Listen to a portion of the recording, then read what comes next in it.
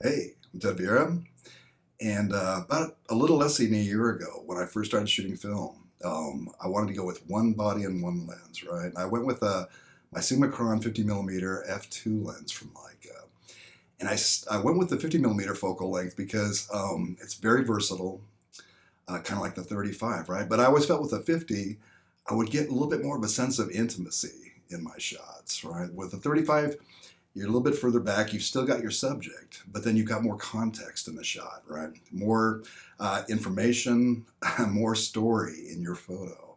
And it's an awesome storyteller lens.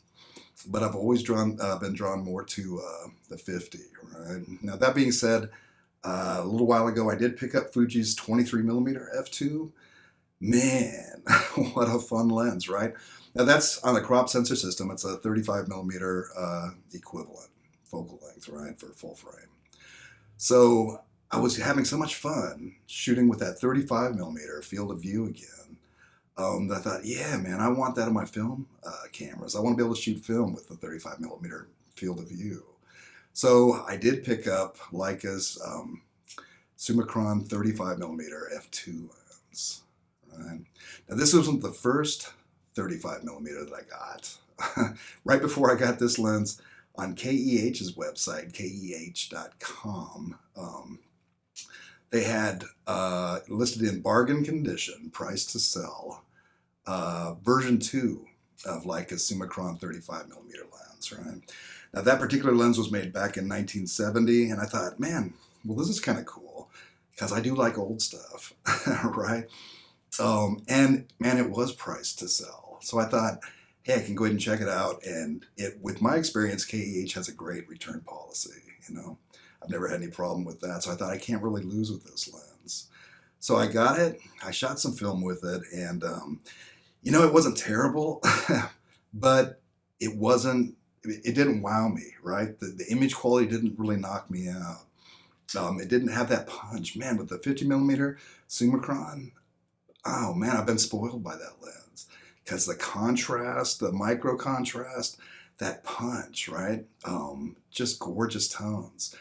I want all my lenses to look that, to have that kind of look, right? So that's what I really wanted with the 35mm lens as well. So I sent the lens back, not a problem.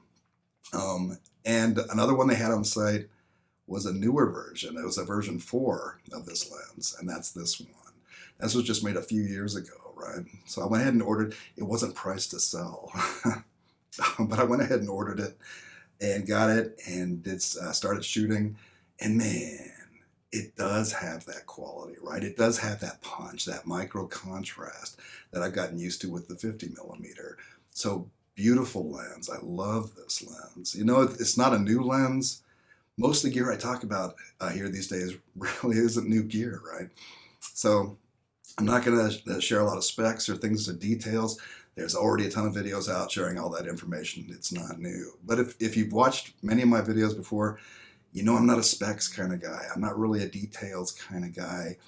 Specs can be awesome, but they can also be very misleading and stuff. What I base my opinions and thoughts on is, how is the gear, what's it like to shoot with? How much fun is it, or how easy is it to use?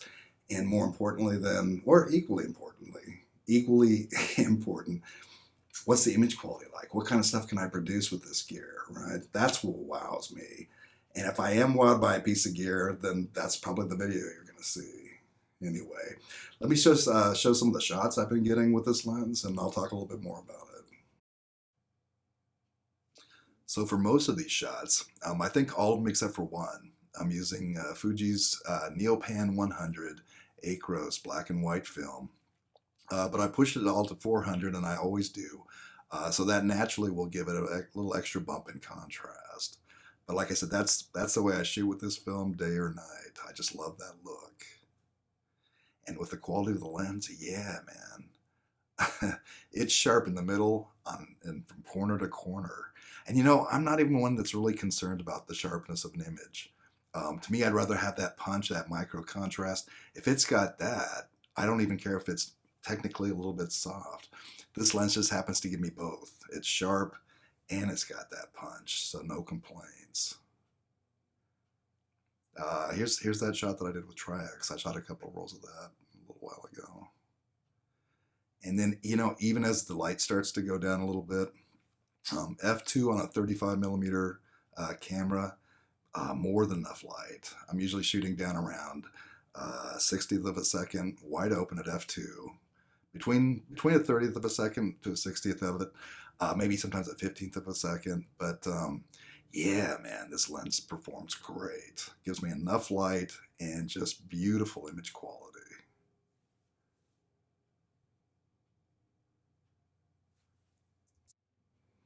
So Leica's Summicron 35mm f2 lens. I love this lens. I get the image quality, that punch that I was getting with the 50, and that's what I was looking for. So I'm very happy. This is the fourth version of this lens, so it does come with a little square black plastic lens hood. I've heard some people complain about that. I don't know if they didn't get just if it feels cheap or I've heard people say it gets knocked off easy. I've never had it get knocked off, and it's great. It's small, very low viewfinder blockage, so that's perfect, right? The build quality is amazing, right? It's a 35mm Summicron. If you're looking for something like this, if you're interested in one of these, you know, unless you have a ton of money that you don't need, and I hope you do, man. I hope you've got a ton of money that you don't need. But if that's not the case, man, I would always look on the used market, right? Because you can find them, and people take pretty good care of this gear. And the thing is, it's going to last you the rest of your life.